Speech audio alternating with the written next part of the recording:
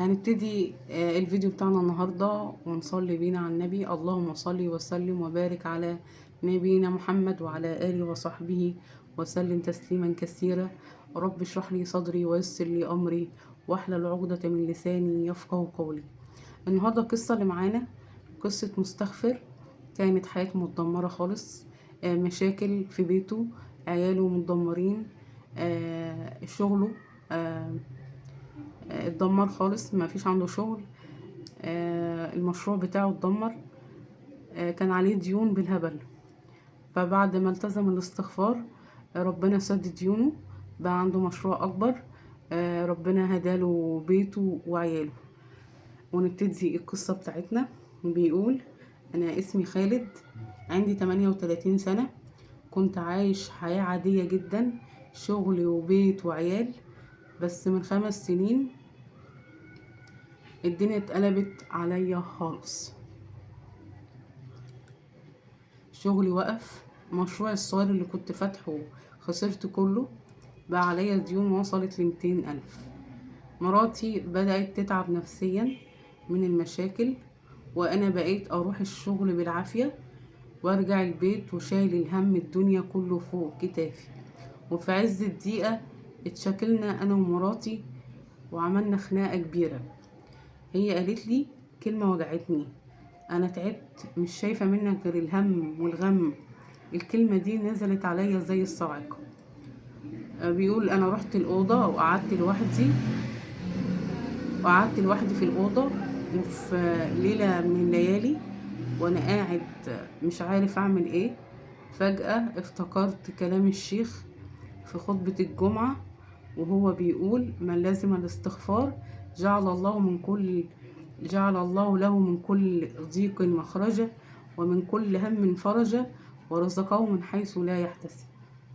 قلت في نفسي: انا جربت كل حاجة، جربت اجري على الناس، اجري على الشغل، اجري على القروض، بس ما جربتش اقرب لربنا بجد.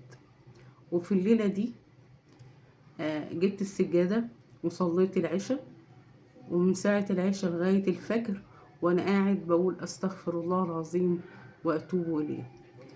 حوالي من 1000 ل2000، ما حسبتهاش الصراحة، وانا قاعد بتكلم ربنا وبقول: يا رب انا غلطان، يا رب انا ضعيف، يا رب انا مانيش غيرك، يا رب سامحني.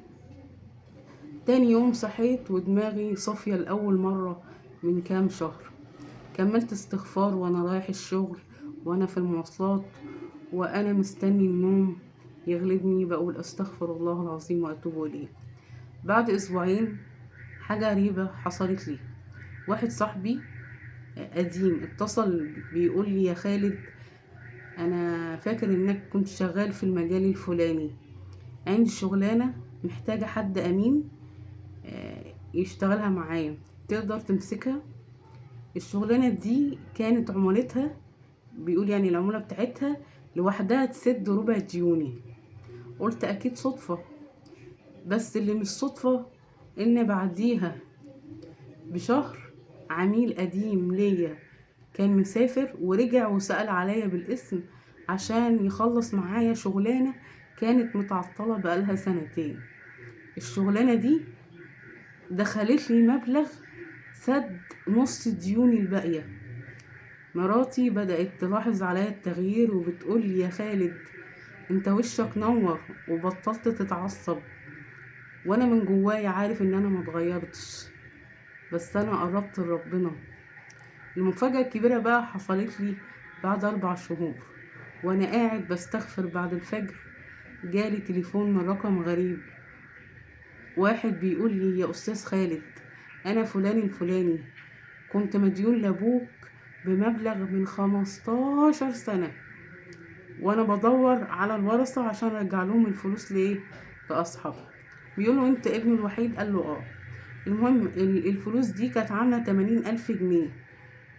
بيقول لك رجعت لي وجات لي في الوقت المناسب. سبحان الله، في خلال ال6 شهور دول الديون كلها اتسدت. رجعت افتح تاني مشروعي، بس المرة دي كان على نظافة وكان ببركة ربنا. مراتي بقت اهدى وعيالي بقوا بيضحكوا والبيت بقى سعيد، وانا بقيت انام زي الاول 6 ساعات متواصلين من سنين.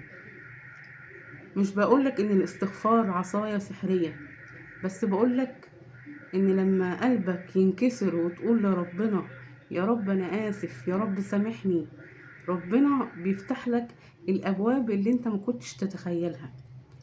الآية اللي مسكت بيها قلبي، او اللي مسك بيها قلبي وبقت قانون حياتي: بسم الله الرحمن الرحيم، فقلت استغفروا ربكم إنه كان غفارا يرسل السماء عليكم مدرارا ويمددكم بأموال وبنين ويجعل لكم جنات ويجعل لكم أنهارا. وأنا من يومها وأنا مش بسيب الاستغفار، حتى وأنا بكتب لكم القصة بتاعتي دلوقتي ولساني بيردد استغفر الله العظيم وأتوب إليك. لو انت في ضيقة أو انت في ضيقة، جرب، مش هتخسر حاجة، ان بعد كل صلاة تمسك السبحة وتستغفر ربنا، وشوف اللي هيعملوا ايه في قلبك الاول، وبعد كده هيعملوا في حياتك ايه. وهنا انتهت قصتنا، وقصة النهاردة اللي هي بتاعة الاستغفار وسبب في فتوحات لأستاذ خالد. وما ننساش نستغفر ربنا في الكومنتات عشان كلنا نشارك في الاستغفار، واي حد يشوف استغفارك يبقى انت سبب، ويبقى انت ليك صدقة الى يوم الدين. وشارك القصة مع اي حد مهموم، لعلها يكون في سبب فرحة حد.